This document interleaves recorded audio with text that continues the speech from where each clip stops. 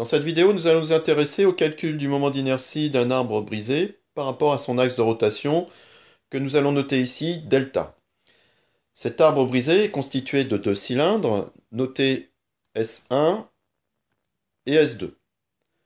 L'axe du solide S1, du cylindre donc S1, est confondu avec delta qui est l'axe de rotation de l'arbre brisé. L'axe du solide S2 est incliné d'un angle θ par rapport à l'axe delta. D'autre part, le point d'intersection des axes des deux cylindres est le point O.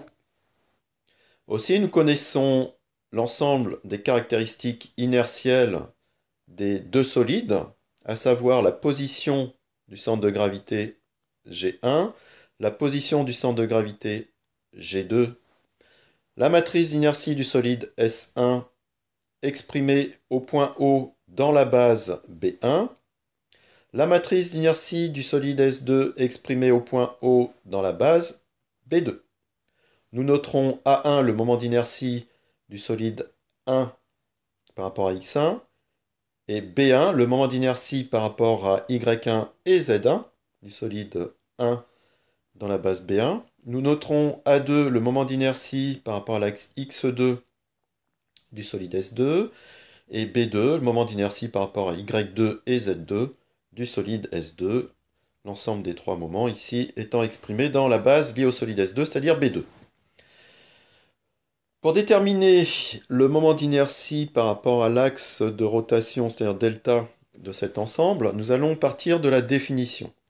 En effet, nous allons écrire que I delta, le moment d'inertie recherché, est égal au produit de la matrice d'inertie en O, O étant un point de delta, de S, constitué des deux solides, multiplié par un vecteur unitaire ici de delta.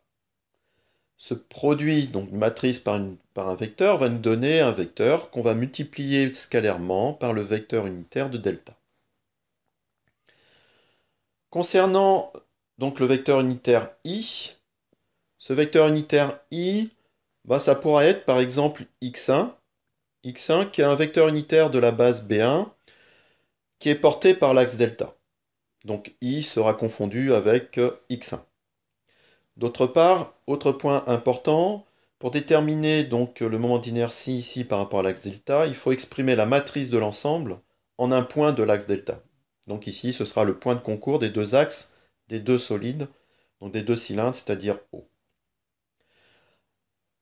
Nous allons pouvoir écrire, du coup, cette relation de manière un petit peu différente, en s'intéressant à chacun des deux solides. Nous allons pouvoir définir, par exemple, ici, un moment d'inertie delta 1, par exemple, et ici, un moment d'inertie delta 2. Donc, I delta 1 qui sera lié au solide S1, I delta 2 au solide S2. Donc, I delta 1, ce sera le produit de la matrice d'inertie en O de S1, connu, que multiplie le vecteur unitaire de l'axe delta, c'est-à-dire I ou X1, ce qui va nous donner un vecteur qu'on va multiplier scalairement à nouveau avec I ou S1. Plus ce deuxième terme, I delta 2, qui est égal au produit de la matrice en O de S2, qui est connu, par un vecteur unitaire I ou X1 de delta, ce qui va nous donner un vecteur qu'on va multiplier à nouveau scalairement par le vecteur unitaire de delta. Donc en posant I égale X1, comme nous l'avons vu précédemment, nous allons pouvoir calculer les deux termes, I delta 1 et I delta 2. Intéressons-nous à I delta 1.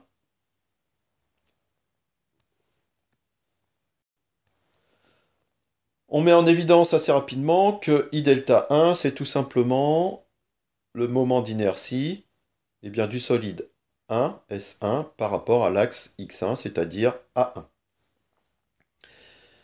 Concernant maintenant I delta 2, c'est un petit peu plus compliqué, puisque là,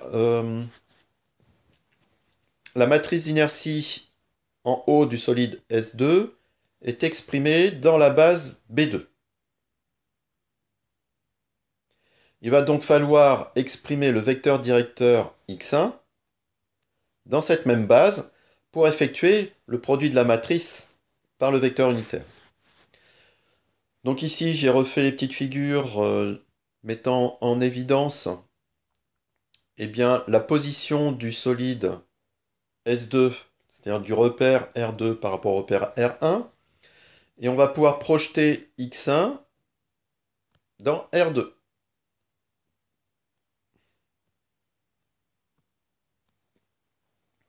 Et donc x1, ce sera du cosinus θ x2 moins sinus θ y2. Donc ici, on aura le terme en cosinus θ et le terme en sinus θ. La matrice et le vecteur unitaire étant exprimés dans la même base, je vais pouvoir effectuer mon calcul, à savoir le produit de la matrice en haut de S2 par x1, qui va me donner un vecteur que je vais multiplier scalairement à nouveau par x1. Ce qui s'écrit sous forme vectorielle de la manière suivante. Donc on retrouve ici la matrice d'inertie, le vecteur directeur exprimé dans R2, et le vecteur unitaire ici exprimé dans R2. Nous effectuons les calculs. Nous allons commencer par le produit de la matrice d'inertie et le vecteur directeur, ce qui va nous donner A2 cosinus θ x2 moins B2 sinus θ y2 et rien sur z2. Et je vais multiplier à nouveau ce vecteur par le vecteur unitaire, ce qui va nous donner un scalaire. Faisant intervenir les moments d'inertie du deuxième cylindre, nous trouvons donc I delta 2 qui est égal à A2 cosinus carré θ plus B2 sinus carré θ. Finalement, I delta, qui est égal à I delta 1 plus I delta 2, sera égal à A1 plus A2 cos carré θ plus B2 sinus carré θ. Voilà.